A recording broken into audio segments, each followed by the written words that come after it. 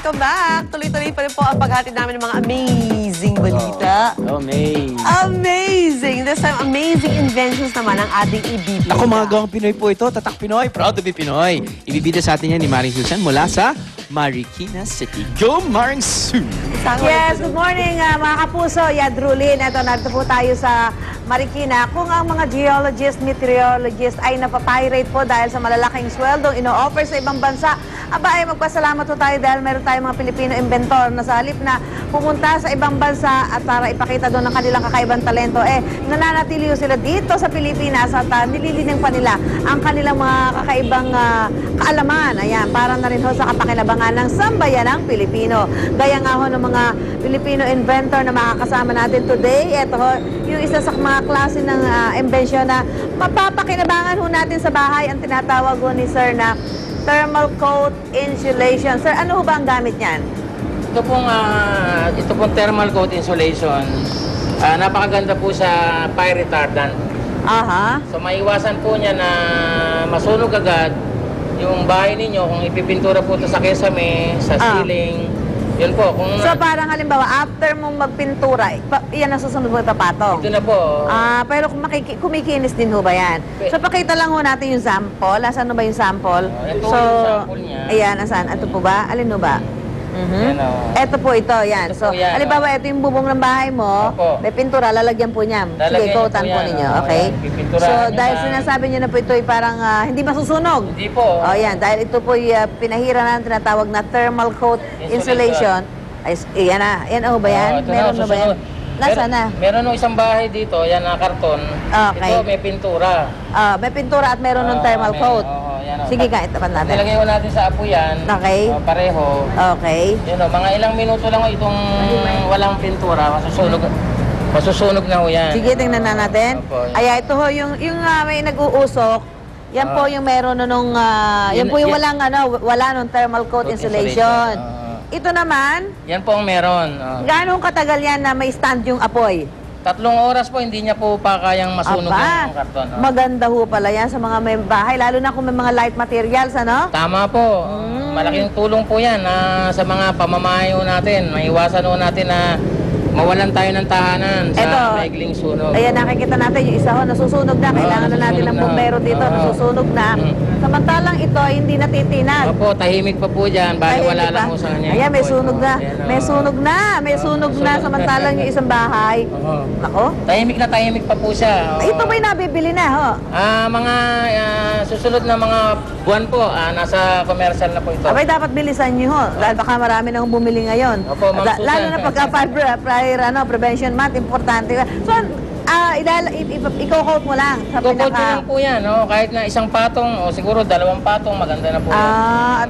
Okay. So, Manipis lang po ito, manipis lang po. Manipis na pahid lang. Manipis lang. Napapakinis naman yan kasi parang siyempre iba kailangan makinis yung Pwede niyo po siyang patungan. Uli. Opo, Pintura uli. Oo. Okay. So ito po yung thermal coat insulation, panibagong invention po ng ating isang magaling na inventor. Ngayon naman, ito naman po, kung meron tayong tinatawag na hammer, Manual jackhammer. Manual jackhammer. Ito tawag mo dito ay pa-jackhammer. Pa-jackhammer. Kasi po, sige, pakita nga natin kuya, paano yan? i-demo ko lang po muna. Hindi, dapat nagsasalita ka. Kailangan pala hawak mo yan. Okay, sige. Ito po, iaangat nyo lang po yung hawakan kasi meron po itong direct impact process. Sige nga.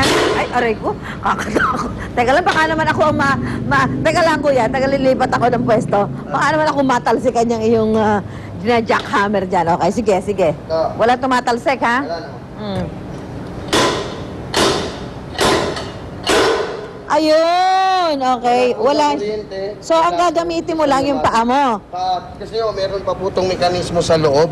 Okay, ano yung mekanismo meron sa loob yan? Ang kagandahan po nito, hindi nyo na po kailangan ng kuryente, hindi nyo na rin kailangan ng gasolina para magpakatakbo ng malaking kompresor. Kahit saang lokasyon at saka anong uri ng panahon, pwede nyo siyang magamit. Okay. Ang mga gumagamit po nito ay mga involved sa construction. Okay. Siyempre, yung mga nasa construction yung gagamit niyan. Ito naman po, ang kagandahan naman po nitong maliit, ang katumbas po nito, yung sinsel at saka sledgehammer. Sa mga karpintero. Karpintero. Okay. Nagtitiktik kayo, overhead, o kaya vertical.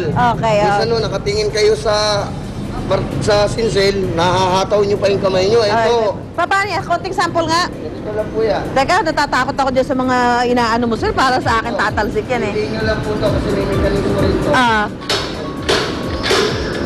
Ayun, kaya naman pala dyan jackhammer, ano? Kailangan po pala dito paa mo at saka yung iyong kamay. Okay, ito. Yan mga Salamat po. Okay, nabibili na to. Nabibili na po. Okay, yan. So mga kakaibang imbensyon na talagang mapapakinabangan ng ating mga kapwa Pilipino. Mamaya magbabalik pa ho kami sa ibang klase pa ng mga imbensyon. Dito po kami live sa Marikina. Back to studio! Salamat po.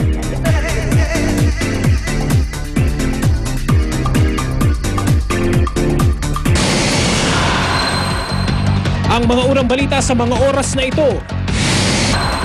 Hinihinalang holdupper arestado sa Tondo, Maynila.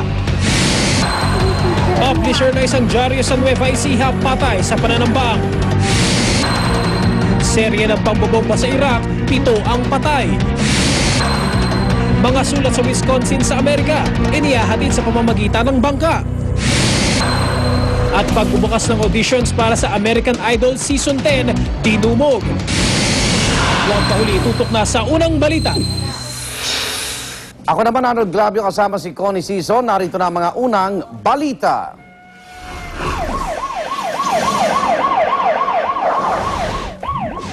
Isang hinihinalang holdupper arestado sa isinagawang follow-up operation sa Tondo, Maynila. Todo tagi sa paratang ang suspect kahit pa positibo siyang kinilala ng kanyang na biktima. Narito ang report ni Cedric Castillo.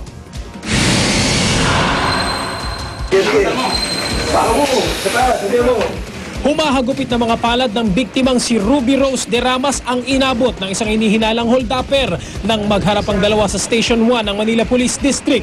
Papasok pa lang sa klase ang biktima kahapon ng alas 6 ng umaga nang makasabay sa jeep ang suspect sa isang bahagi ng Road 10 sa Tondo, Maynila. Wala umanong patumpik-tumpik na nagdeklara ng hold up ang suspect na kinilalang si Kenneth Torion. Sabi niya hold up to. Tapos ako naman natakot. Tapos yung cellphone ko, hindi ko po alam kung saan ko ilalagay. At sabi niya, pag di mo binigay ito, sasaksakin kita. Tapos inagaw niya po sa akin. Sa follow-up operation ng MPD, positibong itinuro ng biktima si Torion na nadampot malapit sa pinangyarihan ng krimen. Na-recover sa sospek ang isang 29 balisong pero wala na ang cellphone at perang nanakaw umano sa biktima. Giit naman ni Torion, siya mismo ay nasa paaralan ng maganapang krimen. Talagang pangyayari niyo sir ng araw na yun sir. Sa ano po sir, sa eskwelahan po sir. May bili ako sigarilyo sir eh. Nakababa ako lang ng bahay namin, bigla akong dinampot eh. Todo tutok naman daw ang mga otoridad, lalo pat tila nagbago na raw ng oras na pinipili ang ilang holdupper para makapangbiktima. Hindi lang bumabanat sila sa gabi. Bagong strategy ginagawa nila eh. Sa madaling araw sila bumabanat. Usually, yung mga taong papasok. Ito ang unang balita mula sa lungsod ng Maynila, Cedric Castillo reporting.